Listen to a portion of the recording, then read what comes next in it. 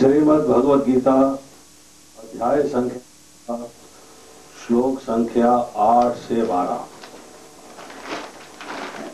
कृपया मेरे पीछे दोहराएं। मय्येव मन आधस्त मयि बुद्धिं निवेशय निवसिष्यसि मय्येव अतः ऊर्ध्वं न संशय। मय्येव मन आधस्त्व मयि बुद्धिं निवेशय निवसिष्यसि मय्येव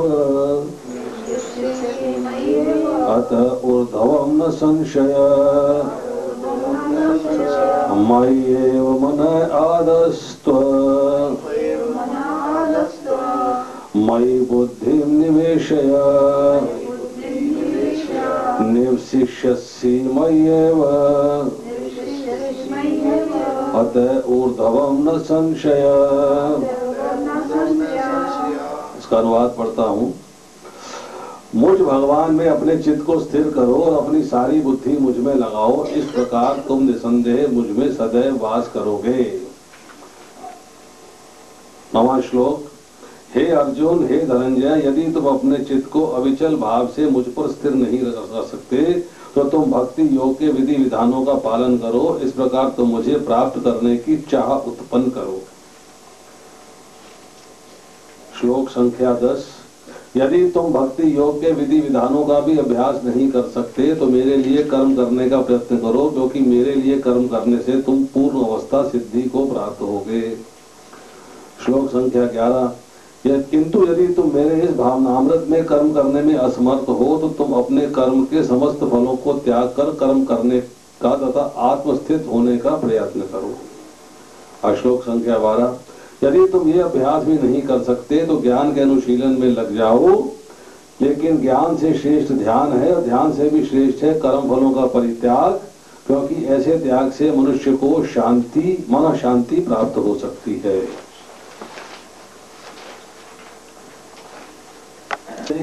आगे बढ़े, चलो जी। तुम बोलो पहले।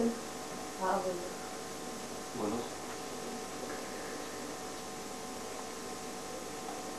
भगवान ने पिछले श्लोक में बताया है, 6ठे और 7वें श्लोक में, कि मुझ सगुण साकार के उपासक भक्त जो अपने सब कर्मों को भगवान को अर्पण कर देते हैं। एतु सर्वाणि कर्माणि मयि सन्न्यस्त मत्परा, जो सारे कर्मों को मुझे अर्पित कर देते हैं और आनंद भाव से उनका ध्यान करते हुए उनकी भक्ति करते हैं। आनंद भाव से उनका ध्यान करते हुए उनकी भक्ति करते हैं, मतलब डिवोशनल सर्विस है इसमें, भगवान की सेवा।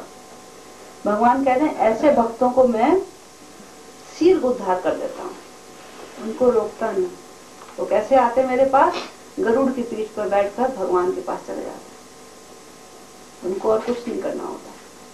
लेकिन जो अपने सारे कर्मों को भगवान के ऊपर अर्पित कर देते, अपने लिए कुछ नहीं करना और अनन्य भाव से ध्यान करते हुए, मेरा ध्यान करते हुए मेरी भक्ति करते हैं, उनका मैं शीघ्र उद्धार कर देता हूँ। और उसके साधन क्या है, कैसे भक्ति करी जाए, हम लोग कैसे भगवान के धाम पहुंच सकते हैं, इसको भगवान फिर बारी बारी से इन 5 श्लोकों में बताते हैं क्या साधन है।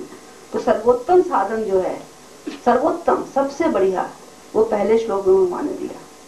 क्या बताया कि बुझ भगवान में अपने चित्त को स्थिर करो। अपना चित्त मतलब अपना मन मुझ भगवान में स्थिर करो और अपनी पूर्ण बुद्धि मुझ में लगा दो। कंप्लीट इंटेलिजेंस, सब कुछ, पूरा मन भगवान में और इंटेलिजेंट भगवान में, सब कुछ जब हम भगवान में लगा देंगे तो अपने लिए तो हम नहीं कर रहे ना कुछ। अपना मन और अपनी पूर्ण बुद्धि मुझ में लगा दो, तो उससे क्या होगा, तुम सदैव मेरे साथ रहोगे। क्योंकि जब हम भगवान में, मेरा मन लग गया, पूरी बुद्धि भगवान में लग गई, तो हम किसके, संसार के साथ तो नहीं है ना, किसके साथ हैं? भगवान के साथ। तो हम दिव्य स्थिति में, इस भौतिक धरातल पर है ही नहीं। क्योंकि अगर हम भगवान का नाम ले रहे हैं, जैसे शुद्ध मन और पूरा बुद्धि लगा कर भगवान का नाम ले रहे हैं, तो भगवान उस समय हमारी जिह्वा पर होते हैं। भगवान कहते हैं कि तुम मुझे पत्रम पुष्पम फलम तोयम यो में भक्त्या पृच्छति तद अहम अश्नामि। भगवान खाते हैं, जब मैं खाता हूँ उसके साथ प्रत्यक्ष रहता हूँ, जो मुझे बड़े प्रेम के साथ भक्ति उपहतम, भक्ति के साथ जो मुझे प्रसाद देता, भोग देता है, उसको मैं स्वयं ग्रहण करता हूँ। तो भगवान हमारे हाथ से प्रसाद ले रहे हैं, भगवान हमारी जिह्वा के ऊपर हैं, हर समय भगवान दिखाई दे रहे हैं। तो ऐसा किसके साथ हो सकता है? जिसको भगवान के ऊपर पूर्ण आसक्ति हो, वही ऐसा कर सकता है, सब नहीं कर सकते। आसक्ति का मतलब ये है कि भगवान को पाने के कई स्टेप्स हैं। सबसे पहले श्रद्धा, साधु संग, फिर भजन क्रिया, फिर अनर्थ निवृत्ति, उसके बाद निष्ठा, फिर रुचि, उसके बाद आसक्ति। आसक्ति 7वां स्टेप है। जो ऑलरेडी आसक्ति के स्टेज पर होते हैं वो ये कर सकते हैं। तो हमारे अंदर तो अभी श्रद्धा ही नहीं है पूरी, पहले स्टेप में फेल है। पता नहीं भगवान है कि नहीं, क्या होगा, अपना तो काम पहले देखो, ये तो सेकेंडरी है, हम लोग ये समझते हैं। तो हम पूर्ण बुद्धि, पूर्ण इंटेलिजेंस, पूर्ण मन अपना भगवान में कहाँ लगा सकते हैं? तो हमें वो, अगर जब तक हम उस स्टेज पर नहीं आएंगे भगवत धाम नहीं जा सकते हैं। सुन लो, पहले रास्ता बंद है। हमें पूर्ण प्रेम की स्टेज में आना है, वो 9वां स्टेप है, प्रेम के स्टेज। आसक्ति के बाद आता है भाव, 7वां स्टेप आसक्ति, उसके बाद भाव, उसके बाद प्रेम, और 10वां स्टेप सीधे धाम पर। तो हमें प्रेम के स्टेज तक आना है। तो जो पूर्ण आसक्ति के स्टेज पर होते हैं, उन्होंने सब निष्ठा हो गई, रुचि हो गई, सब कुछ हो गया। आसक्ति कैसी?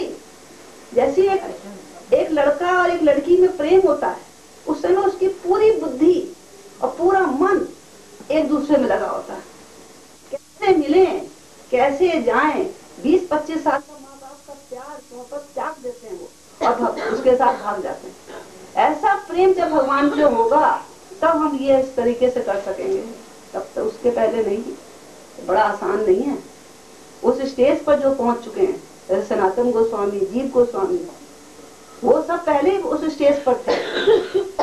वो ऐसे अपना मन और अपनी कंप्लीट इंटेलिजेंस उन्होंने भगवान की प्राप्ति में लगा दी, भगवान की सेवा में लगा दी। तो ये पहला स्टेप है। इस स्टेप तक हमें, और दूसरे जो स्टेप बताए हैं कि धीरे धीरे ग्रेजुअली जब करेगा तो इस स्टेप तक आ सकता है।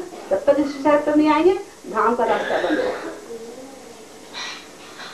वैदिक शास्त्रों में इसी विधि की स्तुति की गई है। फिर दूसरे श्लोक में भगवान कहते हैं, यदि तू अपना चित्त और बुद्धि भगवान में स्थिर नहीं कर सकता, क्योंकि हमारा चित्त, हमारी बुद्धि इतनी चंचल है कि भगवान में स्थिर नहीं हो पा रही। जिनकी स्थिर हो चुकी है उसका पहला वाला स्टेप है, और जिनकी बुद्धि स्थिर नहीं हो रही है, देखो अर्जुन कितना ज्यादा भगवान का भक्त था, और उसको अपने ऊपर इतना ज्यादा कंट्रोल था कि एक बार क्या हुआ कि वो स्वर्ग लोक में राजा इंद्र के पास गया। इंद्र उसका पिता था अर्जुन का। तो इंद्र ने उसकी बड़ी आवभगत की। तो रात में उसके लिए स्वागत के लिए जो अप्सरा थी, क्या नाम था अप्सरा का?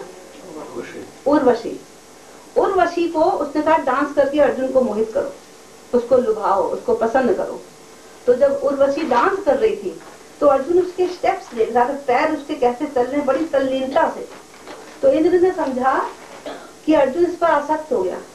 तो रात में उसने उर्वशी से बोला कि तुम जाओ अर्जुन को पसंद करो। तो जब अर्जुन के पास गई है उर्वशी, तो अर्जुन ने क्या कहा, माते आप यहाँ कैसे? कहते आप मुझे माते कह रहे हो, मैं तो आपको पसंद करने आई हूँ। कहते नहीं, आप तो मेरी माता की जगह हो, क्योंकि आप मेरे पिता को पसंद करती हो, तो आप मेरे पापा की जगह हो। तो इतना कंट्रोल था उसको अपने मन में। और उर्वशी कितनी सुंदर थी, सर्वश्रेष्ठ सुंदरी थी वर्ल्ड की, पूरे विश्व की। क्योंकि जब एक बार इंद्र ने भगवान को पसंद कर लिया, भगवान जब प्रकट हुए तो भगवान ने कहा वर मांगो इंद्र। तो उसने कहा आप सबसे सुंदर जो स्त्री हो आप मुझे दे दीजिए।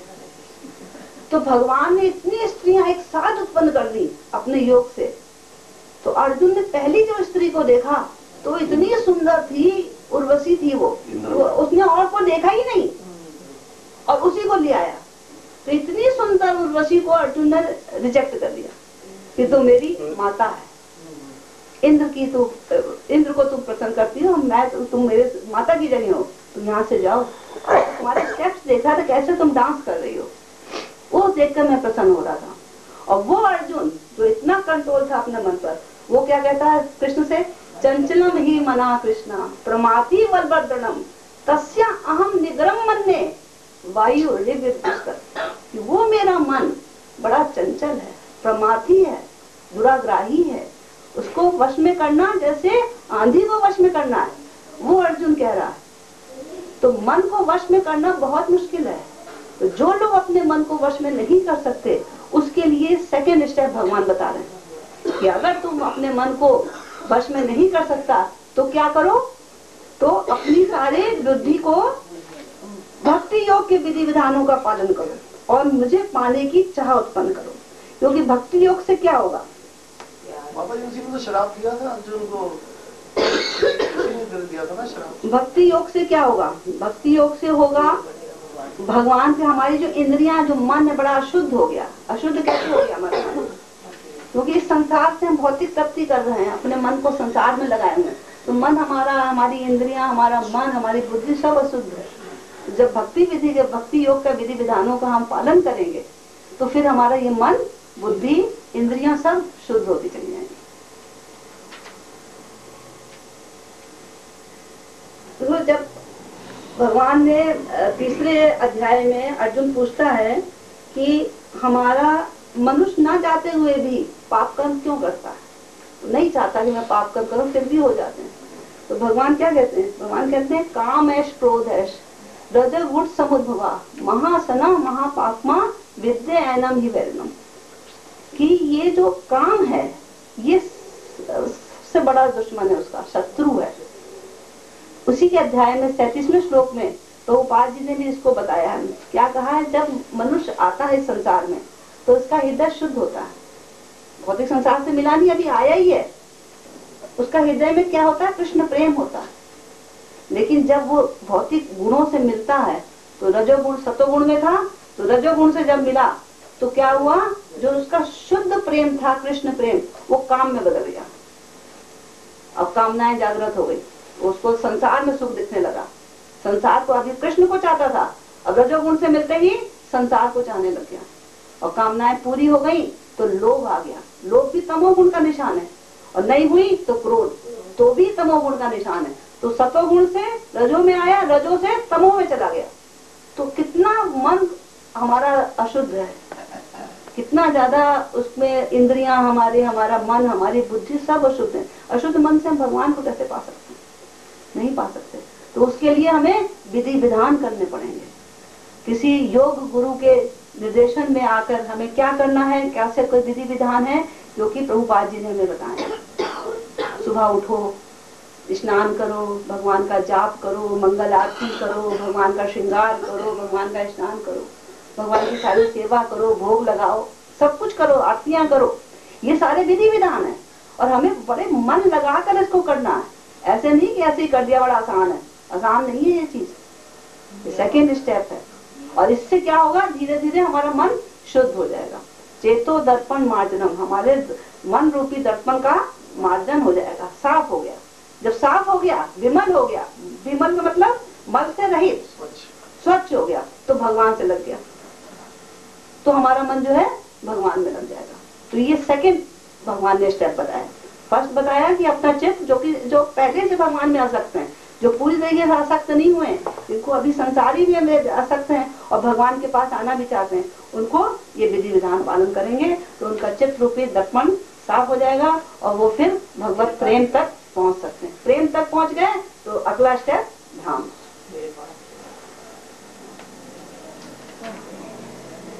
फिर 10वें श्लोक में भगवान क्या कहते हैं, यदि तुम भक्ति योग के विधि विधानों का अभ्यास नहीं कर सकते तो मेरे लिए कर्म करने का प्रयत्न करो।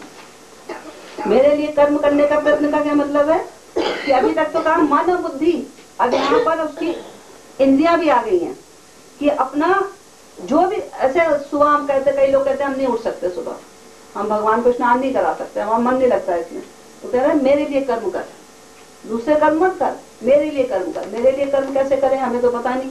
तो उसमें क्या है, जो भक्त मंदिर में जाओ, जो भक्त कर रहे हैं उनकी सहायता करो, जो भगवान के लिए कर्म वो भी तुम्हारी सहायता हो रही। प्रचार कार्य में सहायता करो। किसी भी कार्य को करने के लिए 4 चीजों की आवश्यकता है, भूमि, पूंजी, प्रभुपाद जी ने बताया है, और ऑर्गेनाइजेशन और लेबर। तो आप अगर धनी हो, भूमि दे सकते हो तो भूमि दे दो, नहीं तो अपना धन दे दो। नहीं दे सकते कुछ भी तो आप कार्य करो, भगवान के लिए फूल चुन के ले आओ, भगवान का मंदिर का सफाई कर दो, भगवान जो भोग बन रहा उसमें सहायता करो, माला बनाओ भगवान की, लेबर का काम करो। हर कोई कुछ ना कुछ कार्य भगवान के लिए जरूर कर सकता है। भगवान कुछ ज्यादा चीज नहीं मांगते, लेकिन प्रेम मांगते हैं, मन मांगते हैं, मन मना भाव। तो हमें मन लगाकर वो करना। इससे क्या होगा? इससे ये होगा कि ग्रेजुअली हमारा फिर मन शुद्ध हो जाएगा और फिर स्थिर हो जाएगा और भगवान को प्राप्त कर सकते हैं। फिर भगवत प्रेम की स्टेज तक हम पहुंच सकते हैं। इस कर्म के द्वारा भी भगवान के लिए हम सेवा नहीं करी, भगवान की डायरेक्ट डिवोशनल सर्विस में नहीं आए, इनडायरेक्टली आए। तो प्रचार कार्य के लिए भी हम लग गए। तो भगवान गीता में कहते हैं कि अगर जो मेरे भक्तों को मेरा रहस्य बताता है या जो मेरे लिए प्रचार कार्य करता है, वो उसको मैं परम भक्त मानता हूँ, वो मेरा बहुत प्रिय है, वो मेरा बहुत प्रिय है। तो हम इस तरह भी भगवान का प्रेम प्राप्त कर सकते हैं। और एक बार प्रेम प्राप्त हुआ, अगला स्टेप ध्यान। तो प्रेम की स्टेज तक हमें हर हालत में पहुंचना है। अब 11वें श्लोक में भगवान क्या कहते हैं? अगर तुम इस प्रकार कर्म भी नहीं कर सकते, कि हम नहीं कर सकते भगवान के लिए कर्म, अपने कर्मों को हम सारे कर्म भगवान के लिए नहीं कर सकते, तो भगवान क्या कहते हैं? तू ठीक है, तू मेरे लिए कर्म नहीं कर सकता, तो जो कर्म कर रहा है निष्काम भाव से कर, उसका फल की चाहना न कर। जो भी कर्म कर रहा कर ले, लेकिन उसके फल की चाहना न कर, निष्काम भाव से कर्म कर। तो ग्रेजुअली इसमें टाइम लगेगा, इजिली नहीं पहुंचेगा, ग्रेजुअली बहुत टाइम लगेगा। उससे फिर सकाम कर्म में आएगा, फिर भक्ति योग में आएगा, और फिर डायरेक्ट उसको आसक्ति होगी, फिर वो भाव में जाएगा। तो उसमें धीमे धीमे ये स्टेप धीमे धीमे कम होते चले जा रहे हैं। पहला स्टेप सबसे बढ़िया वो था, दूसरा भक्ति योग का, तीसरा मत कर्म कर, मेरे लिए कर्म कर, और चौथा अब ये आया कि तू निष्काम कर्म कर। इससे जैसे कि बड़ा सोशल काम करते हैं, हॉस्पिटल बना दिया, स्कूल बना दिया, अनाथालय है, वृद्धाश्रम है, कोई भी सोशल इंस्टीट्यूशन को दान दे दिया आपने। अपना जो कर्म का फल को देखो, फल को नहीं भोगना, जहाँ फल भोगोगे वही शरीर मिलेगा भोगने के लिए, वह धाम नहीं जा सकते। तो यही बता रहे भगवान बार बार, फल को नहीं भोगना। फल नहीं हमें मारा है, जो कर्म का फल है उसी ने हमें पकड़ कर रखा हुआ है, वो हमें भोगना है, लेकिन हमको वो हटाना है, कर्म फल हटा रहे। ये भगवान बताए जा रहे हैं यही भगवान बता रहे हैं, इन्होंने बताया था ना, इसलिए मुझे याद आया। तो इस प्रकार त्याग से क्या होगा? मन की शुद्धि होगी। हालांकि इनको नहीं पता कि ये लोग अपने हिसाब से तो सुपीरियर कार्य कर रहे हैं, सुप्रीम के लिए यही कार्य सबसे बड़ा। जैसे देश प्रेमी है, देश के लिए मर रहे हैं, कितने लोग हुए हैं, मर जाते हैं, कितने शहीद हुए हैं, तो वो किस लिए शहीद हुए? क्योंकि इस कार्य को वो सुप्रीम समझते हैं। लेकिन उनको हालांकि सुप्रीम नहीं पता कि सुप्रीम कृष्ण है, लेकिन उसको क्या होगा? वो धीमे धीमे सुप्रीम की तरफ आ जाएंगे। कैसे आएंगे? जैसे आप शहीद हो गए, शहीद होने के बाद क्या मिलेगा? स्वर्ग मिलेगा। स्वर्ग के बाद में क्या होगा? क्षीणे पुण्य मृत्यु लोका में शांति, मृत्यु लोक में दोबारा आ जाएंगे जब उनके पुण्य क्षीण हो जाएंगे। आकर उनका जन्म कहाँ होगा?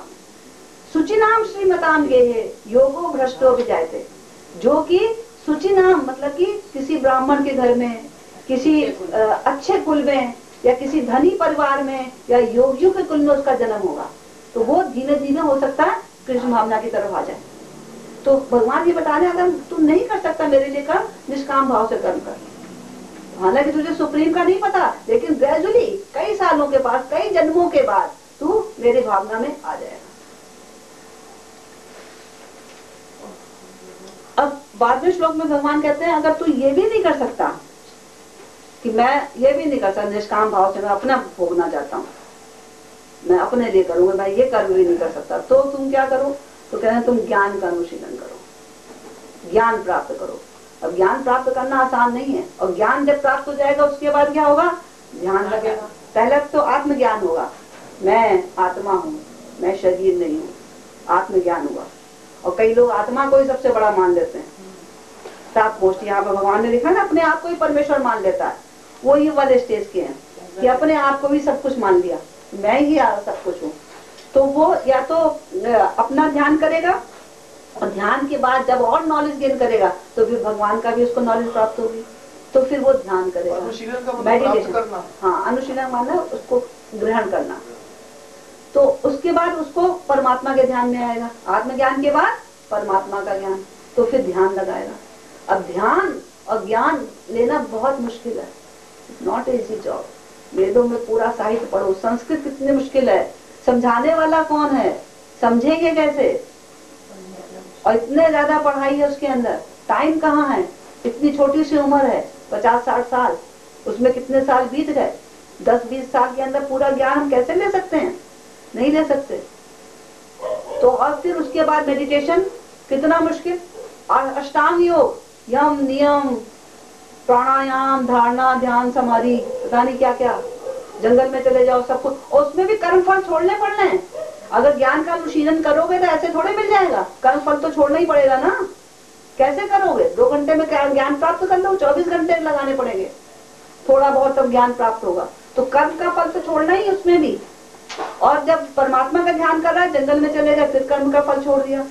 तो भगवान ये बता रहे हैं कर्म का फल छोड़ना ज्यादा अच्छा है इन दोनों से। ज्ञान से ध्यान उत्तम है, और ध्यान से कर्म फल छोड़ दे, वो ज्यादा बढ़िया है, वो इजी भी है तेरे लिए, तू कर भी लेगा उसको। अगर ये सब भी नहीं कर सकता तो तू जो वर्णाश्रम धर्म का धर्म है उसको निभाओ। ब्राह्मण क्षत्रिय वैश्य और शूद्र, उनके जो साधारण कर्म है।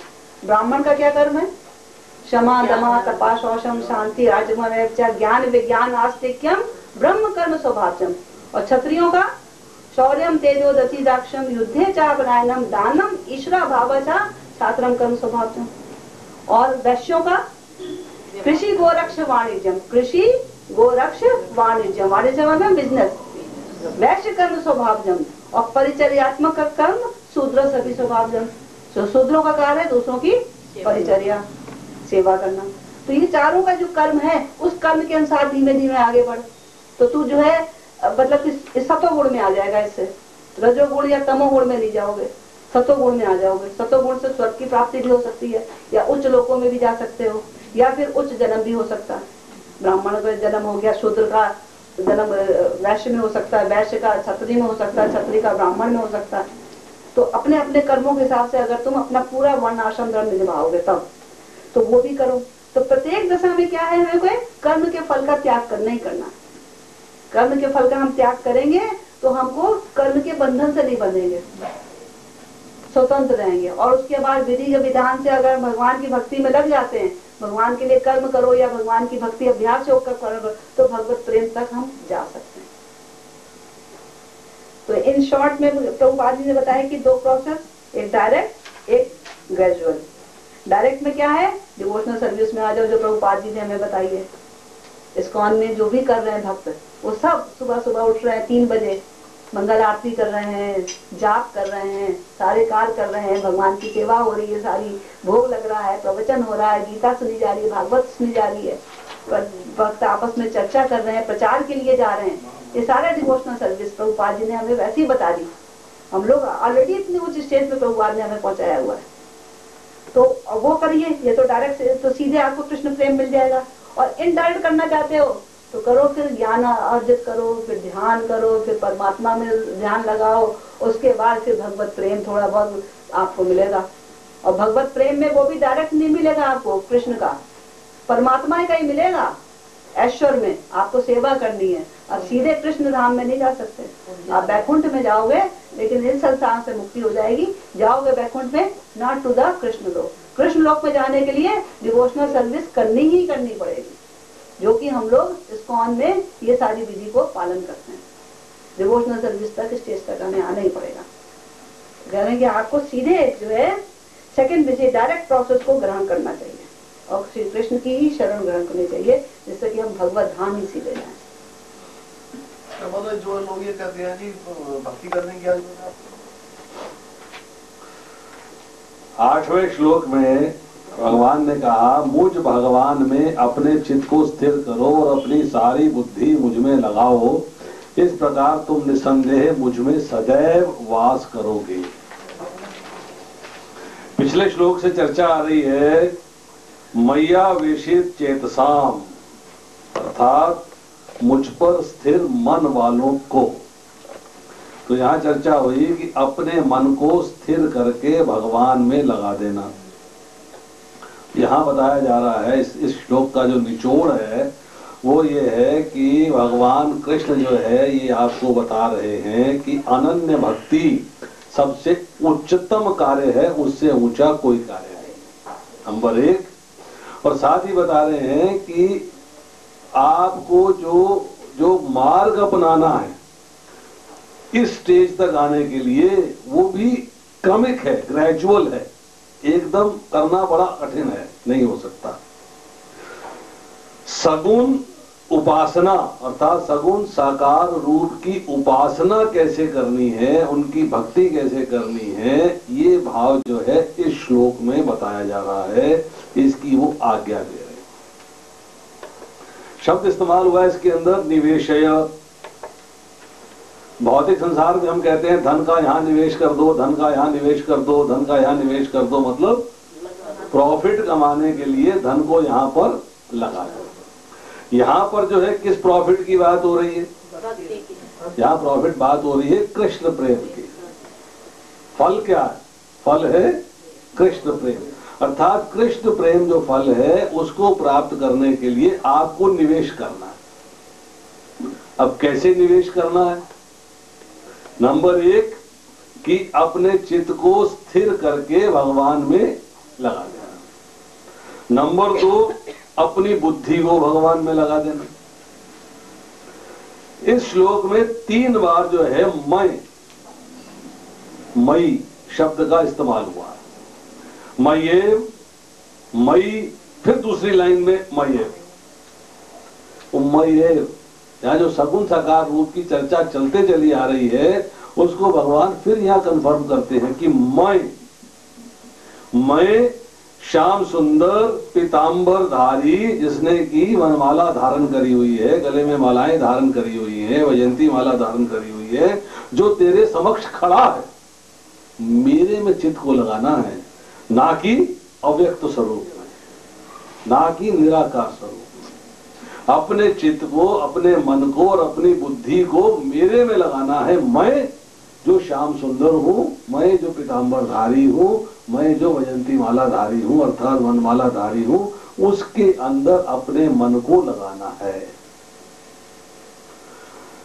इस श्लोक में खास तौर पे ये बात कही पर्टिकुलरली, जब आप लगाएंगे मुझ भगवान में अपने चित्त को स्थिर करो, इसका मतलब है स्थिरता का अर्थ क्या होता है?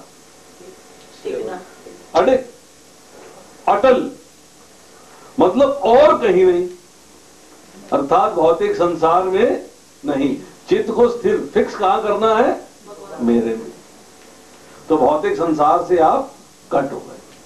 तो चित्त को लगाने का मतलब यह है कि आपकी संसार से जो आसक्ति है उसको हटा देना और अपने चित्त को, अपने मन को भगवान पे केंद्रित कर देना।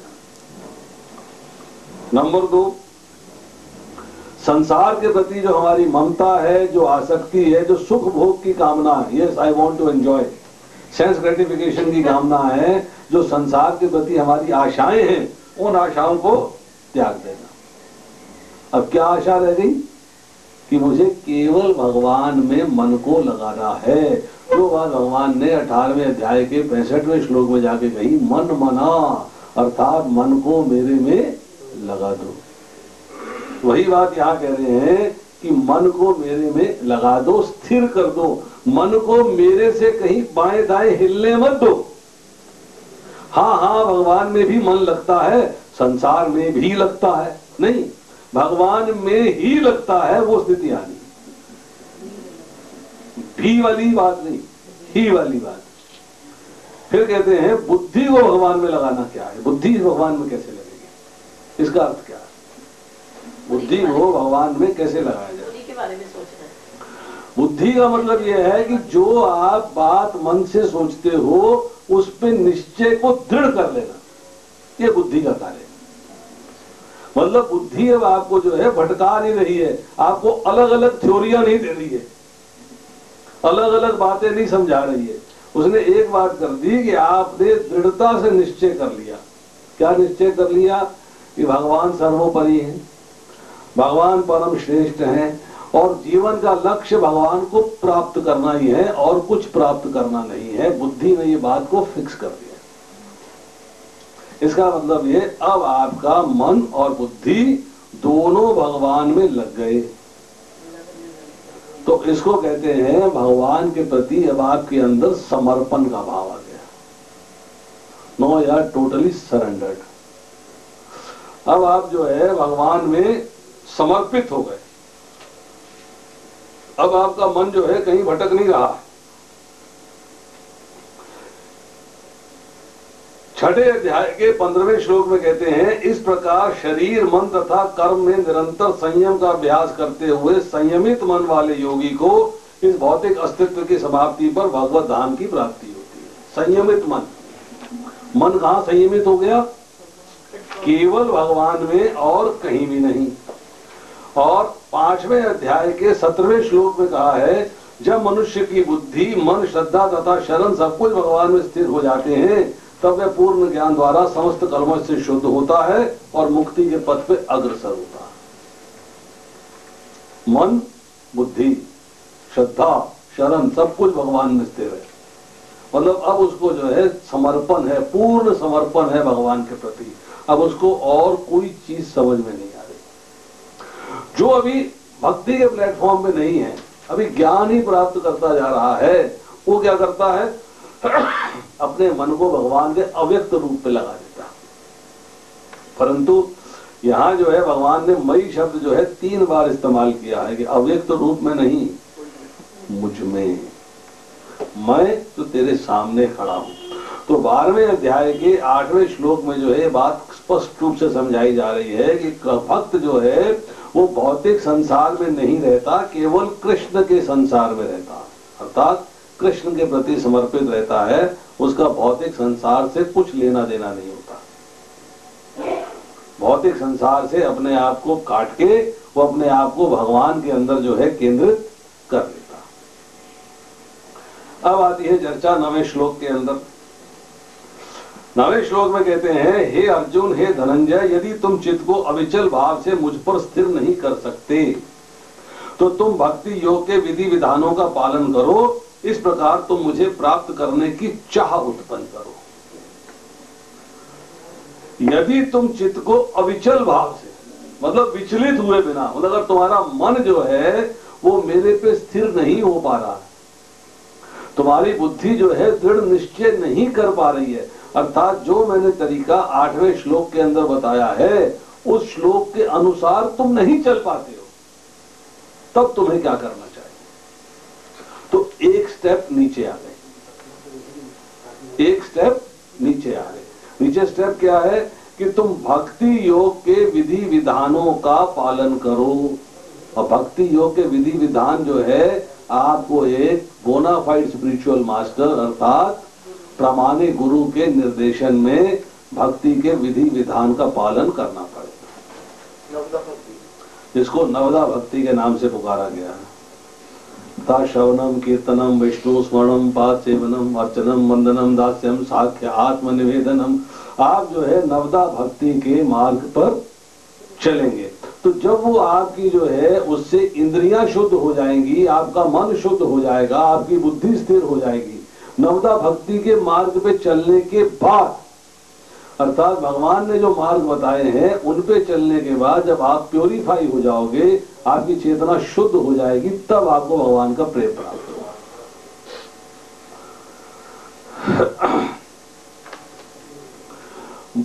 आध्यात्मिक संसार के अंदर भक्ति के मार्ग के ऊपर आपको जो है परफेक्शन कब मिलेगी? परफेक्शन तब मिलेगी जब आपका कोई अपना भौतिक स्वार्थ नहीं होगा। आपका स्वार्थ केवल ये होगा कि मुझे किस तरीके से कृष्ण प्रेम प्राप्त करना। तो यहां जो शब्द जो है इसके अंदर धनंजय इस्तेमाल किया गया है, तो धनंजय शब्द का अर्थ जो है यहां पर अर्जुन ने धन या राजसूय यज्ञ के लिए धन को एकत्रित किया, इसलिए धनंजय कहलाया। परंतु यहां पर इसका डबल मीनिंग है। दूसरा मीनिंग क्या है कि मुझे भक्ति मार्ग का जो धन है वो प्राप्त करना। मैं भी धनंजय बनना चाहता हूं, पर धन एकत्रित करने के लिए नहीं, भक्ति पे मुझे चलना है, मेडिटेट करना है, मुझे ध्यान लगाना है, भक्ति पे ध्यान लगाना है। अर्थात भक्ति योग का जो मार्ग है, जो कृष्ण की भक्ति का मार्ग है, मुझे वो धन एकत्रित करना। अब आता है प्रश्न यहां पर, यदि तुम अविचल भाव से मुझ पर स्थिर नहीं रह सकते, अर्थात तो अभ्यास नहीं कर सकते, तो यू कैंट प्रैक्टिस। अब तुम्हें प्रैक्टिस क्या करना है? भक्ति के विधि विधानों का। अर्थात तुम जो है अभ्यास नहीं कर सकते, पर अभ्यास में और अभ्यास योग में थोड़ा सा फर्क है।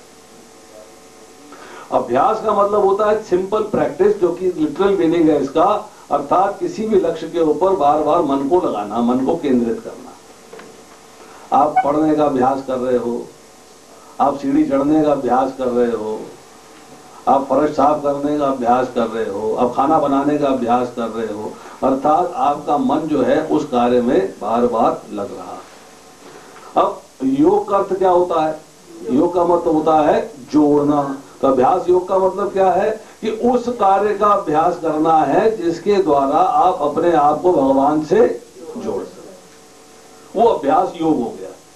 अभ्यास योग का मतलब होता है मन को भगवान पे लगाने का अभ्यास करना। सिंपल अभ्यास का मतलब है मन को किसी भी कार्य में लगाने का अभ्यास करना। कोई भी कार्य करना हो, मन को बार बार उसमें लगाना अभ्यास कहलाता है, प्रैक्टिस। पर यहां जो है प्रैक्टिस क्या है कि आपको मन को भगवान में बार बार भगवान पे लगाने का बार बार अभ्यास करना है कि मेरा मन, जो बात भगवान ने पिछले श्लोक में कही उसका अभ्यास बता रहे हैं। क्यों? जब आप साधना भक्ति करेंगे, नवदा भक्ति करेंगे, तो आप अपने मन को वश में करने का प्रयत्न करेंगे और मन भगवान में लगाने का प्रयास करेंगे, अर्थात अभ्यास करेंगे। तो अभ्यास योग का अर्थ यह है कि भगवान की प्राप्ति का जो उद्देश्य है उसके लिए किया गया जो भी कार्य है, चाहे आप श्रवण कर रहे हो, चाहे कीर्तन कर रहे हो, चाहे स्मरण कर रहे हो, चाहे अर्चना कर रहे हो, चाहे वंदना कर रहे हो, ये सारे के सारे कार्य जो है नवदा भक्ति के, ये अभ्यास योग में आ जाते हैं। आप किसके लिए अभ्यास कर रहे हो? अपने आप को भगवान से जोड़ने का अभ्यास कर रहे हो। अगर आपने जो है अभ्यास के साथ योग नहीं किया, मतलब भगवान के साथ नहीं जोड़ा, तो क्या होगा? तब आपका उद्देश्य क्या रहेगा? भौतिक संसार। तो क्या भौतिक संसार में हो तो आपका उद्देश्य जो है भौतिक संसार के सुख भोगों को प्राप्त करने में रहेगा। ये मिल जाए, ये मिल जाए, क्लब हो जाए, होटल हो जाए, यहाँ मेंबरशिप मिल जाए, तो जिमखाना की मेंबरशिप लेनी है, जिमखाना का प्रेसिडेंट बनना है, ये करना है, वो करना है, वगैरह वगैरह वगैरह। मतलब आप जो है भौतिक संसार में लिप्त रहोगे। फिर क्या होगा? आपका अट्रैक्शन हो जाएगा भौतिक संसार में। मेरा मान, मेरा यश, मेरा नाम अखबारों में छपना चाहिए, मेरी हेल्थ बहुत बढ़िया होनी चाहिए। मतलब आप जो है कामनाओं के जाल में फंसते चले जाते हो। तो यहाँ जो है प्रभुपाद जी ने इसको जो है बड़े सुंदर तरीके से इसके परपट में एक्सप्लेन किया है कि ईश्वर प्रेम प्रत्येक हृदय में सुप्त अवस्था में, वहां पर ईश्वर प्रेम अनेक रूपों में प्रकट होता है, लेकिन भौतिक संगति से दूषित हो जाता है। अतः उस भौतिक संगति से हृदय को विमल बनाना होता है और उस सुप्त प्राकृतिक कृष्ण प्रेम को जागृत करना होता है। अभ्यास के द्वारा आप क्या कर रहे हो कि जो सोया हुआ कृष्ण प्रेम है उसको जगाने का प्रयास करते हो। यस, अब मुझे जो है उस कृष्ण प्रेम को जागना है। तो यही जो है भक्ति योग की पूरी विधि है। आप जो है भक्ति योग के विधि विधानों का अभ्यास फिर अगले परपट में बताया। ब्रह्म मुहूर्त में जागना है, स्नान करना है, मंदिर जाना है, प्रार्थना करनी है, हरे कृष्ण कीर्तन करना है, अर्च विग्रह पे चढ़ाने के लिए फूल चुनना है, अर्च विग्रह भोग के चढ़ाने के लिए भोजन बनाना है और उसके बाद प्रसाद ग्रहण करना है। अर्थात जो भक्ति के विधि विधान है उनका पालन करना है, उनका अभ्यास करना है। तो कहते हैं अगर जो है तुम समर्पण नहीं कर सकते हो तो कम से कम भक्ति के विधि विधानों का अभ्यास करो। अब आता है 12वें अध्याय का 10वां श्लोक, जहां कहा कि अगर अभ्यास योग न भी कर सको अपने आप को भगवान के साथ जोड़ने का अभ्यास न कर सको, तो यदि तुम भक्ति योग के विधि विधानों का भी अभ्यास नहीं कर सकते तो मेरे लिए कर्म करने का प्रयत्न करो, क्योंकि मेरे लिए कर्म करने से पूर्ण अवस्था सिद्धि को प्राप्त होगे। अब कर्म करना, अभ्यास के अंदर लक्ष्य क्या है? मन को भगवान में केंद्रित करना। समर्पण में क्या है? मन और बुद्धि को भगवान में लगा देना। तो 8वें और 9वें 2 श्लोक के अंदर जो है मन को भगवान में लगाने की चर्चा हो रही। अब यहां चर्चा क्या हो रही है कि आप मेरे लिए कर्म करो। तो कर्म व्यक्ति किसके द्वारा करता है? इंद्रियों के द्वारा। मन मुझ में नहीं लग पा रहा है तो इंद्रियां मेरे में लगा दे, मेरे लिए कार्य कर। मन को मेरे में लगाना तेरे लिए कठिन है तो इंद्रियां तो मेरे में लगा सकता है। कार्य कर अपने हाथों से, अपनी आंखों से, अपने कान से, जो भी कार्य कर रहा है, ज्ञान प्राप्त कर रहा है, देख रहा है, सुन रहा है, जीवा से प्रसाद कर रहा है, अर्थात मेरे लिए ही कार्य कर। तो यहां कह रहे हैं कि अगर आप जो है कृष्ण के लिए कार्य करते हो तो आप हौले हौले हौले हौले प्रोग्रेस करके उच्च प्लेटफॉर्म पे जा सकते हो, ऊपर के प्लेटफॉर्म पे आप पहुंच सकते हो। तब कर्म कह सकते हैं। हाँ, इंद्रियों के लिए, इंद्रियों से भगवान के लिए कार्य करना तो अकर्म हो गया, अपने लिए नहीं कर रहे। अब आपको भगवान के लिए कार्य करना है। तो कैसे बताया कि मदर्पण कर्म, जैसे कि इन्होंने जो है 12वें अध्याय के 6ठे श्लोक में बताया है मदर्पण, कि जिन कर्मों का उद्देश्य पहले तो कुछ और था परंतु कर्म करते समय या कर्म के बाद उनको भगवान को अर्पण कर दिया। घर में आए, पनीर ले आए अपने खाने के लिए, बनाना शुरू किया, मन में भाव आया भाई अपने लिए क्यों बना रहा हूं, भगवान के लिए बनाऊं, तो उस कर्म को भगवान को अर्पित कर दिया। मदर्थ कर्म कि शुरू से ही भगवान के लिए कार्य किए, भगवान की प्राप्ति के लिए कार्य किया, भगवान की आज्ञा मान के कार्य किया, भगवान की प्रसन्नता के लिए कार्य किया। और फिर है मत कर्म, जो कि 11वें अध्याय के 55वें श्लोक में बात आई है कि चाहे संसारिक कर्म हो और चाहे जो है भगवान संबंधी कर्म हो, सबको भगवान का कार्य समझ के करना है कि भगवान का कार्य है, ये मेरा कार्य नहीं, ये कार्य जो है मेरा नहीं है, ये भगवान का कार्य है। तो यहाँ पे कहा जा रहा है कि मेरे लिए कर्म करने का प्रयत्न करो, अर्थात मेरी कथा को सुनो, मेरे लीला ग्रंथों का लेखन करो, पढ़ो, सुनाओ, ज्ञान प्राप्त करके दूसरों को सुनाओ, मेरा कीर्तन करो, मेरी अर्चना करो, मेरा मंदिर मार्जन करो, मतलब मेरे लिए पुष्प चुनो। और वर्णाश्रम जो धर्म है उसके अनुसार अपने शरीर के निर्वाह के लिए जो भी कार्य करना है वो पहले मेरे लिए, मेरा समझ के कार्य करना है, अपना समझ के नहीं करना। चाहे आप कमाने के लिए कर रहे हो, चाहे दुकानदारी है, चाहे बिजनेस है, चाहे नौकरी है, वो तुमने ये समझ के करना है कि मेरा कार्य तुम कर रहे हो, अपने लिए नहीं कर रहे। मतलब चाहे वो लौकिक कार्य हो और चाहे वो आध्यात्मिक कार्य हो, दोनों कार्य मेरे लिए ही करने हैं और किसी के लिए नहीं करना। अब आती है बात सिद्धि की, इसमें जो है सिद्धिम शब्द इस्तेमाल हुआ है। अगर एक व्यक्ति धन कमाने के लिए कार्य चालू करता है भौतिक संसार में, धन की प्राप्ति के लिए नौकरी करी, धन की प्राप्ति के लिए व्यापार किया, दुकानदारी करी, बिजनेस किया, फैक्ट्री लगाई, कुछ भी लगाया, तो उसमें जो है जब धन मिलना शुरू होता है तो धन के प्रति लोभ बढ़ जाता है। बढ़ता है नहीं बढ़ता? आज तनख्वाह 20,000 थी 25 हो जाए, 25 थी 30 हो जाए, आज फैक्ट्री में से 1 लाख का प्रॉफिट था 2 लाख का हो जाए, एक फैक्ट्री थी 2 हो जाए। मतलब जैसे जैसे धन की प्राप्ति होती है वैसे वैसे आपको जो है धन को प्राप्त करने का लोभ बढ़ जाता है और उस लोभ बढ़ने से उस धन को प्राप्त करने के लिए कर्म करने का उत्साह हो जाता है और कार्य करो। मैं 6 बजे फैक्ट्री से आता था, मैं 10 बजे वापस आऊंगा। मैं नौकरी जो है 6 बजे तक करता था, 2 घंटे ओवर टाइम लगाऊंगा। मतलब आपके अंदर भौतिक संसार के अंदर उस कर्म को करने के लिए उत्साह हो गया। अब ऑन दी कॉन्ट्रेरी दूसरे रास्ते में आप भगवान के लिए कर्म कर रहे हो, आपका प्रत्येक कार्य भगवान के लिए है। अब आपके अंदर भगवान की कार्य क्यों करें भाई, किस लिए करें, भगवान के लिए कार्य क्यों करें? तो आपको पता लगा कि भगवान के लिए कार्य करने पे मैं 84 लाख योनियों से बाहर निकल जाऊंगा, मुझे भगवान की प्राप्ति हो जाएगी। तो उत्कंठा हो गई, डिजायर हो गई, यस मुझे भगवान को प्राप्त करना है, मुझे भगवान को प्राप्त करना है, मुझे भगवान को प्राप्त करना है। कैसे प्राप्त करना है? नवदा भक्ति से करना है। तो जैसे ही आपने जो है भगवान के लिए कर्म करने शुरू किए, जैसे ही उत्कंठा हुई तो आप अपर प्लेटफॉर्म पे आ गए। क्या प्लेटफॉर्म आ गया भाई? नवदा भक्ति के नियमों का पालन शुरू कर दिया। हाँ, जैसे उसमें था भौतिक धन कमाने कर्म करने का उत्साह, अब भगवान के लिए कर्म करने का उत्साह पैदा हो गया। जब उत्साह पैदा हुआ तो आपकी उत्कंठा, आपकी डिजायर और तेज हो गई, तीव्र हो गई। यस, तो बड़ा आनंद आ रहा है, बड़ा मजा आ रहा है इसमें। आपकी जैसी उत्कंठा तीव्र होगी तो क्या होगा कि आपको भगवान से विरह महसूस होना शुरू हो जाएगा, इसको आसक्ति बोलते हैं। अरे बाबा मंदिर नहीं गए, आज हफ्ता हो गया, ये कैसे हो गया? दर्शन नहीं किए, ओहो भाई जाना है आज। मतलब आपको भगवान से एक असहनीय वियोग हो जाएगा, अब आप सह नहीं पाओगे। जब असहनीय वियोग हो जाएगा, अब भगवान के प्रति आप में पागलपन आ जाएगा, तो भगवान क्या करेंगे? अपनी प्राप्ति करा देंगे। अर्थात लिमिट क्या हुई कि आपने जो है भगवान के लिए कर्म करना चालू किया इंद्रियों से, और फिर भाव मन के अंदर आया, फिर बुद्धि फिक्स होती चली गई और आप जो है हायर प्लेटफॉर्म पे चले गए। भगवान कह रहे तू वो नहीं कर सकता, कोई बात नहीं, दूसरा स्टेप नहीं, कोई बात, तीसरे स्टेप पे आया तो मेरे लिए करेगा,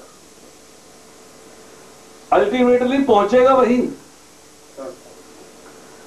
अल्टीमेट क्या है कि मन बुद्धि को मेरे में लगाना है, पर तो एकदम नहीं लगा सकता। तो हे प्रभुपाद जी लिखते हैं क्रमिक विकास कि हौले हौले जो है, इस प्रकार कृष्ण भावनामृत की दिशा में स्वेच्छा सेवे करने से व्यक्ति भगवत प्रेम की उच्चतर अवस्था को प्राप्त हो सकेगा, जहां उसे पूर्णता प्राप्त होगी। अब वो हजले हौले ग्रेजुअली जो है ऊपर बढ़ता चला जाएगा। अब 12वें अध्याय के 11वें श्लोक में कहते हैं कि तो यदि तुम मेरे इस भावनामृत में कर्म करने में असमर्थ हो तो तुम कर्म के समस्त फलों को त्याग कर कर्म करने का तथा आत्मस्थित होने का प्रयास करो। इसका मतलब यह है कि ये उससे भी इजी काम है। मतलब मोस्ट डिफिकल्ट था मन और बुद्धि को मेरे में लगा देना, फिर था दूसरा साधना भक्ति करना, तीसरा था अपने कर्म मेरे लिए करना। अब क्या तुम कर्म भी मेरे लिए नहीं कर सकते, तो मन बुद्धि मेरे में नहीं लगा सकते, साधना भक्ति के कार्य में नहीं लग सकते, तो क्या करो भाई? तुम जो है निष्काम कार्य करो, कर्म के फलों से डिटैचमेंट ले लो, अर्थात समस्त फलों को त्याग दो। फल की इच्छा रखो ही मत, फल पे भोगने में तुम्हारा अधिकार नहीं है, उसको भूल जाओ।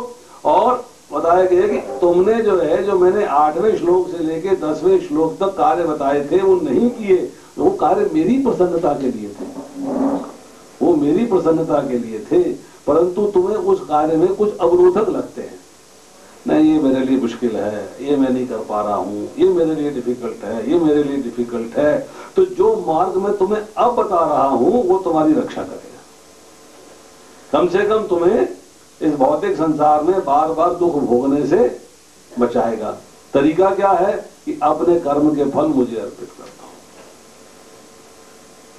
अपने कर्म के फलों को मेरे के अर्पित कर दो और आत्मस्थित हो जाओ, मतलब सेल्फ रियलाइज्ड हो जाओ। यहां शब्द इस्तेमाल हुआ है यथात्मना, यथात्मवान, अर्थात यथात्मवान का मतलब है आत्मस्थित होना। आत्मस्थित होने का मतलब क्या है कि अपने मन से, अपनी बुद्धि से, अपनी इंद्रियों से, अपने शरीर पर विजय प्राप्त कर लेंगे, इन सब पे विजय प्राप्त कर लेंगे। मन भी, बुद्धि भी, इंद्रियां भी, शरीर भी, इन चारों पे विजय प्राप्त कर लो तो क्या हो जाएगा? अब तुम आत्मा के लेवल पे स्थित हो गए। अब तुमने समझना चालू कर दिया कि मैं शरीर नहीं हूं, मैं आत्मा हूं। अब तुम आत्मस्थित हो गए। इसमें शब्द इस्तेमाल हुआ है यहां पर मद योगम आश्रित। मद योगम आश्रित का मतलब है कि संयमित मन से, संयमित बुद्धि से, संयमित इंद्रियों से कर्म करो और फल मुझे अर्पित कर दो, मेरे आश्रय रहो, मेरे आश्रय। मेरे आश्रय रहोगे, अर्थात फल को मुझे अर्पित कर दोगे। 18वें अध्याय के 46वें श्लोक के अंदर चर्चा आती है।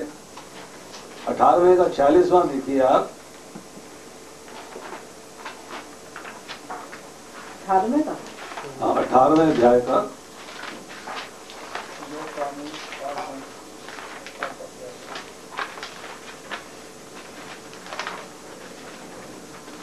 प्राणियों का उद्गम है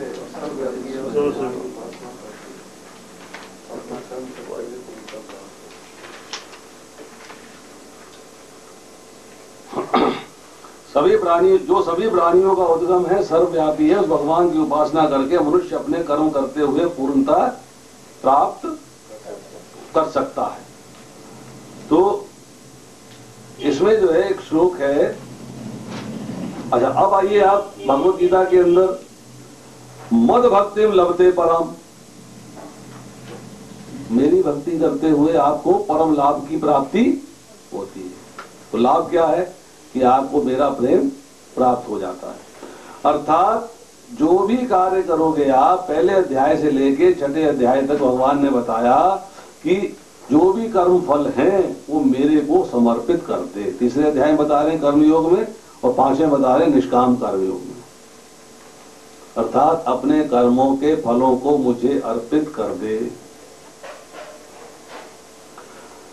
इसमें जो आया है मद योगम आश्रित, कि मेरे लिए सब कर्म करो, अर्थात मत कर्म कृत। जो बात 11वें अध्याय के 55वें श्लोक में कही जा रही थी, वही बात जो है भगवान यहाँ कह रहे हैं कि योगम, मेरे योग के प्रति आश्रित हो जा, अर्थात भक्ति योग कर। और दूसरा जो है शब्द यहाँ इस्तेमाल क्या हो रहा है, सर्व कर्म फल त्यागम। सर्व कर्म फल त्यागम, अर्थात सब कर्मों के फलों का परित्याग कर दो, अर्थात निष्काम कर्म योग करो। जो भगवान ने भगवत गीता के 5वें अध्याय में बताया, कृष्ण भावना भावित कर्म अर्थात निष्काम कर्म योग, अर्थात निष्काम कर्म के द्वारा अपने आप को मेरे से जोड़ लो। अब यहाँ पे बात आ रही है कि यत आत्मवान, अर्थात मन, बुद्धि, इंद्रियां और शरीर, इन सब पे विजय प्राप्त करनी है। अब 1% लेके चलिएगा, विजय प्राप्त नहीं हुई तो क्या होगा? मन जो है, इंद्रियां जो हैं आपके वश में नहीं आई तो क्या हुआ? भटकेंगी। भटकेंगी तो क्या होगा? आपको संसारिक भोगों में फंसा, आप इंद्र तृप्ति में लग जाओगे, संसारिक भोगों में लग जाओगे। भोगों में आपकी जो है ममता हो जाएगी, संसारिक भोगों की कामना हो जाएगी, संसारिक भोगों में आसक्ति हो जाओगी। Now you will want to enjoy the senses. जो आपको भौतिक सुख भोग हैं उनको अब आप जो है प्राप्त करके उनमें आनंद लेने का आप जो है प्रयास करना शुरू कर दोगे। अब शब्द है यहाँ पर सर्व कर्म फल त्यागम। वो सर्व कर्म क्या है? तो कौन से कार्य हैं? मतलब सब कार्य। सब कार्य कौन से? मैं ऐसा करता हूँ, ये अच्छा कार्य है अपने लिए कर लेता हूँ, बुरा कार्य किया तो फल भगवान को दे दिया। नहीं, यहाँ ये है कि आपको वर्ण आश्रम धर्म के अनुसार जो कर्म करने हैं, अर्थात आपने जो है उसके अलावा यज्ञ किया है, दान किया है, तपस्या करी है, सेवा करी है, जो बात भगवान ने 9वें अध्याय के 27वें श्लोक में कही है, यद करोषि यद शरणासी यद जुहोषि ददासी यद तपस्यासी कौन्तेय तत्कुदुर्ष्वा मदर्पण, सब मेरे अर्पण कर दो। मतलब मेरे अर्पण करने का मतलब है इन सब कर्मों के फलों का परित्याग कर दो। ये नहीं कि मैं विकर्म करूंगा और उसके फलों का परित्याग भगवान को कर दूंगा। नो, अर्थात जो कार्य तुम वर्णाश्रम धर्म के अनुसार करते हो उसमें विकर्म नहीं आता। वर्णाश्रम धर्म के अनुसार जो कार्य करते हो उस कार्य को जो है उनके फल जो है मेरे को दे दो। अब यहां तक जो है भगवान ने 4 साधन बता दिए। पहला साधन बताया मन और बुद्धि को भगवान में लगाना, समर्पण। दूसरा साधन बताया अभ्यास योग करना, साधना भक्ति है। मतलब आपको अभ्यास योग का मतलब क्या है? Uninterrupted remembrance of the Lord, बिना बिना रुकावट, सदैव लिखा ना वो सदैव, सदैव मतलब निरंतर, बिना रुकावट जो है भगवान का स्मरण रहना चाहिए, भगवान का विस्मरण नहीं होना चाहिए। फिर बता दिया मदर्थ कर्म कि मेरे लिए कर्म करो, और फिर बताया सब कर्म के फलों का त्याग कर देना। तो यहां जो है थोड़ा सा रिवीजन है कि पहले अध्याय से लेके छठे अध्याय तक भगवान ने बताया कि निष्काम कर्म योग, जिसमें तुम कर्म के फलों का त्याग करोगे, वही मोक्ष का साधन है, वही मोक्ष का साधन है। अब सातवें अध्याय से लेके 12वें अध्याय तक बताया कि भक्ति योग ही भगवत प्राप्ति का साधन है। अब भक्ति योग बताया दो तरीके का। देखिए भक्ति योग कितने प्रकार का है, अभी आपने पढ़ा, एक साधना भक्ति, दूसरी डायरेक्ट प्रत्यक्ष भगवत भक्ति, इसको रागानुगा भक्ति। अब इसको जो है दूसरे शब्दों में समझते हैं। एक है अपनी इंद्रियों के द्वारा भगवान की भक्ति करनी, कर्म भगवान के लिए करने, अर्थात आप इंद्रियों के द्वारा श्रवण कर रहे हो, इंद्रियों के द्वारा कीर्तन कर रहे हो, इंद्रियों के द्वारा अर्चना कर रहे हो, इंद्रियों के द्वारा वंदना कर रहे हो, समझे नहीं? इसका मतलब है जो आपके शरीर के अंदर बाहरी करण है, जो इंद्रियां हैं, इंद्रियों के द्वारा भगवान की सेवा करनी है, जिसमें श्रवणम कीर्तनम आ गए। स्मरण नहीं आया अभी, स्मरण की चर्चा हमने नहीं करी। स्मरण किससे होता है? मन से। तो दूसरा हो गया कि आप जो है भगवान के प्रति निष्ठा रखते हैं, भगवान की सेवा करते हैं, भगवान को स्मरण करते हैं निरंतर, मतलब ये आपके अंतःकरण का कार्य है। अब जो अंतःकरण का कार्य है उसके भी 3 अंग है। अंग नंबर 1 स्मरण करना, अंग नंबर 2 मनन करना। स्मरण करते करते जो है आप भगवान पे मनन कर रहे हैं। और तीसरा ये है कि जिस तरीके से भगवान के भक्तों ने भजन किया है, जिस तरीके से भगवान के भक्तों ने भगवान की सेवा करी है, उनका स्मरण किया है, उनका मनन किया है, आप उनके पद चिन्हों पे चल रहे हैं, उनका अनुकरण कर रहे हैं। मनन से मतलब क्या होता है? Practical application. मनन से मतलब क्या होता है कि आप उसको प्रैक्टिकली अपने जीवन में उतारते हो। आपको टीचर ने पढ़ाया, घर जाके बोला इसका मनन करियो, बोला इसको एनालाइज करियो और उसके बाद इसको प्रैक्टिस में ले आइयो। तो इसका मतलब यह है कि अब तीनों कार्य जो हैं, ये वाले स्मरण करना है, मनन करना है, और जो भगवान के अनुराग में है, अर्थात जो भगवान के भक्त हैं, जो हमारे सीनियर वैष्णव आचार्य हैं, जो हमारे पूर्ववर्ती आचार्य हैं, जिन्होंने हमको भगवत प्राप्ति का मार्ग दिखाया है, उनके पद चिन्हों पे चल के भजन का अभ्यास करना। तो ये तीनों कार्य कब होंगे? जब आपकी बुद्धि भगवान में स्थिर हो जाएगी। यस, अब मुझे ये करना। अब इसमें जो है भगवान ने कहा, इतना बताने के बाद भगवान ने कहा सवाल ये है कि मैंने बताया सबसे पहले सबसे उच्चतम कार्य मन और बुद्धि को भगवान में लगा देना, फिर बताया उससे नीचे साधना भक्ति करनी, अभ्यास योग करना, फिर बताया उससे नीचे कि सारे कर्म मेरे लिए करना, अब मैं बता रहा हूं उससे नीचे कि सब कर्मों के फलों का त्याग कर दो। परंतु ये तो जो है कंफ्यूज हो जाएगा। तब भगवान जो है इसके कंटिन्यूएशन में 12वां श्लोक कहते हैं यदि तुम ये अभ्यास नहीं कर सकते तो ज्ञान के अनुशीलन में लग जाओ, लेकिन ज्ञान से श्रेष्ठ ध्यान है, ध्यान से भी श्रेष्ठ कर्म फलों का परित्याग, क्योंकि ऐसे त्याग से मनुष्य को मन शांति प्राप्त होती है। ध्यान से भी श्रेष्ठ है कर्म के फलों का परित्याग। मतलब भगवान ने कह दिया कि इसको तुम छोटी बात ना समझना कि तुम बोलो जी वो उच्च था, ये निम्न है, यहाँ आप रिवर्स ऑर्डर में लेके चलो। तो इसका मतलब ये है कि आपको जो समर्पण योग बताया, अभ्यास योग बताया, भगवत अर्थ कर्म बताया, कर्म फल का त्याग बताया, ये एक से दूसरा साधन उससे नीचे दर्जे का है, डिसेंडिंग ऑर्डर में है। सबसे ऊंचा 12.8, फिर 9, फिर 10 और 11। और बता रहे हैं कि 9वें, 8वें और 10वें में, मतलब 8वें, 9वें और 10वें श्लोक में भगवत प्राप्ति की बात बताई है। पर यहां पर क्या बताया, आत्मस्थित होने की बात बताई, भगवत प्राप्ति की बात नहीं की। 12वें अध्याय 11वां श्लोक पढ़िए आप, कि समस्त कर्मों के फलों का त्याग कर तथा आत्मस्थित होने का प्रयत्न करो। आत्मस्थित इसलिए बोला कि कर्म फल त्याग को श्रेष्ठ और उसको जो है परम शांति देने वाला बता दिया। यहां पर इसको ध्यान से पढ़िएगा कि ध्यान से भी श्रेष्ठ है कर्म के फलों का परित्याग। मतलब यहां पर जो है भगवान ने बता दिया कि कर्म के फलों का परित्याग जो है छोटी मोटी बात नहीं है, इसको छोटा मत समझ लेना, इसको निम्न मत समझ लेना, ये भी श्रेष्ठ कार्य है, क्योंकि इससे परम शांति प्राप्त होती है, अर्थात मैं प्राप्त होता हूं। अब चारों साधन है, 4 तरीके हैं भगवान को प्राप्त करने के, ये अलग अलग क्यों है, एक ही क्यों नहीं बता दिया? चारों अलग अलग क्यों बताए? जिसको जो आसान लगता है, जिसमें आपकी रुचि है, जिसमें आपका विश्वास है, जितनी आप में योग्यता है, जितना आप कार्य कर सकते हो, उसके लिए फिर भगवान ने आपको जो है अलग अलग कार्य बता दिए।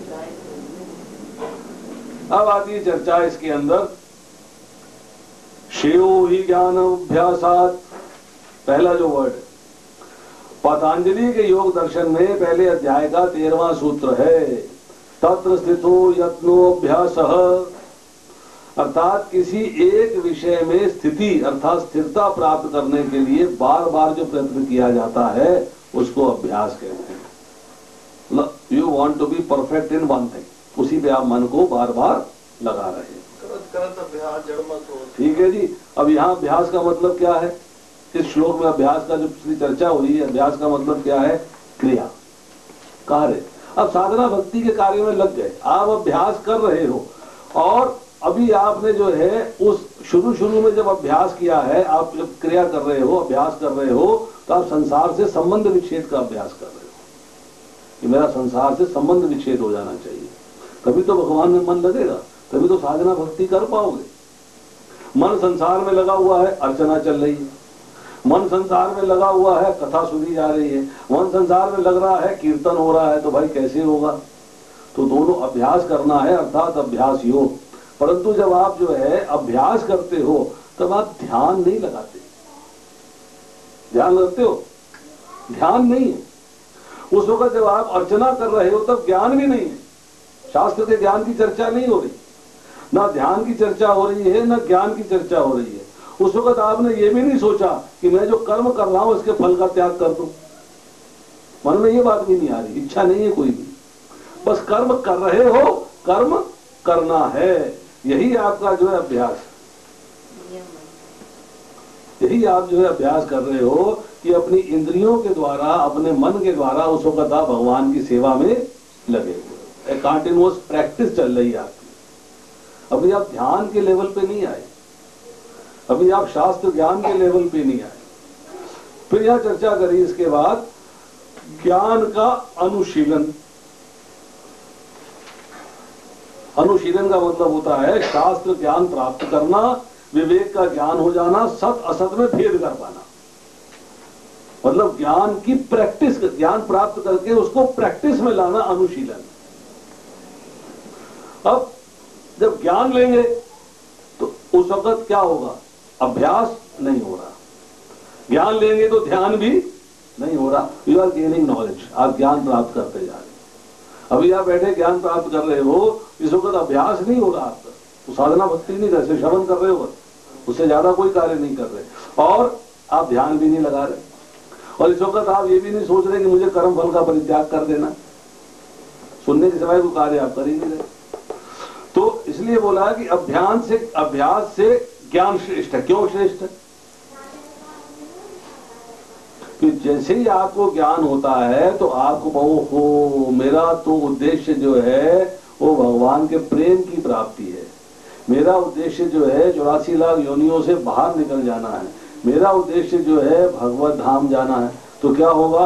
आपके अंदर जो है भगवान को प्राप्त करने की अभिलाषा आ जाएगी, उत्कंठा हो गई, यस अब मुझे भगवान को प्राप्त करना। एक आप में डिजायर क्रिएट हो गई कि अब मुझे भगवान को प्राप्त करना। अब इसके बाद शब्द इस्तेमाल हुआ है गानाद ध्यान। विशिष्यते। अब विशिष्ट चीज क्या है? बोले कि यह जो ध्यान शब्द इस्तेमाल हो रहा है, ये ध्यान क्रिया, आप ध्यान लगा रहे हो, आप जो है ध्यान से क्या करते हो? What is the result of ध्यान? प्रत्याहारा लेवल पे पहुंचते हो, प्राणायाम करते हो, जब प्रत्याहारा लेवल पे पहुंचते हो तो मन और इंद्रियां जो है उनमें आपका संबंध विच्छेद हो जाता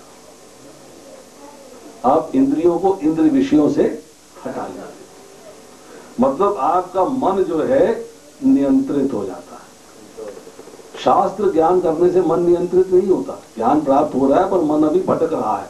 मन का नियंत्रण जब होता है जब आप ध्यान योग में आ जाते हो, जब आप ध्यान लगाते हो भगवान पे, अर्थात निरंतर भगवान का स्मरण करते हो, किसी और का स्मरण नहीं करते हो, निरंतर भगवान का कीर्तन करते हो, किसी और प्रजल्प में नहीं लगते हो, तो आपका मन वश में हो जाता है। जब मन का नियंत्रण होता है तो क्या होता है? आपके अंदर एक ऊर्जा पैदा होती है, एक शक्ति पैदा होती है। जैसे इन्होंने कथा सुनाई अर्जुन की, ऋषि के पैरों की तरफ देख रहा था, मन नियंत्रित था, उसने सुंदर अप्सरा को माता कह के पुकारा, या मेरे पिता को प्रसन्न करती हैं, अर्थात एक शक्ति का संचय होता है। यस, और मन की जो पावर है उससे बड़ी कोई पावर नहीं। और वो शक्ति कहां इस्तेमाल होती है? भगवान की तरफ बढ़ने में सहायक हो जाती है, क्योंकि नियंत्रण कर लिया है तो शक्ति जो है भगवान की तरफ बढ़ती है, ना कि भौतिक संसार की तरफ।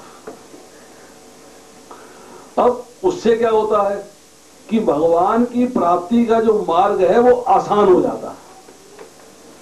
जब मन नियंत्रित हो गया, नहीं भी नहीं मुझे संसारिक काम नहीं करना है, मुझे भगवान का काम करना है, तो आपका जो है वो जो आपने शक्ति संचय करी थी वो आपको कार्य करने में हेल्प करती है, आपका कार्य आसान कर देती है। अब आती है इसके कंट्रास्ट में, देखिए आप, शास्त्र ज्ञान होता है तो मन नियंत्रित नहीं होता, और जब मन नियंत्रित नहीं होता है, मन में चंचलता होती है, तो आपको ध्यान लगाने में समस्या होती है। जैसे लोग कहते हैं माला जब करते हैं तो पान भटकता रहता है। ज्ञान तो प्राप्त है परंतु भी मन जो है मेरा नियंत्रित नहीं। अब यहां इसके बाद कहा गया है ध्यानात् कर्म फल त्याग। दूसरे श्लोक का पहला शब्द है कि कर्म फल में जो आसक्ति है इसका आपने त्याग कर दिया। कर्म करने का अधिकार है, कर्म फल का अधिकार नहीं, अर्थात आपने कर्म फल में आसक्ति का त्याग कर दिया। क्योंकि कर्मों में जो आसक्ति है, उसके जो फल की आसक्ति है, उसी से आप जो है सांसारिक बंधन में फंसे हुए। जब आप में फल की इच्छा नहीं रहेगी तो आप ऑटोमेटिकली बंधन से मुक्त होने के रास्ते पे चल पड़ोगे। समस्त कर्मों को भगवान के लिए जब अर्पण कर देते हैं, इसका अर्थ क्या है कि अब आपके अंदर इसमें भक्ति की बात हो रही है। भक्ति मतलब भगवान की सेवा, मतलब कर्म किसके लिए? भगवान के लिए।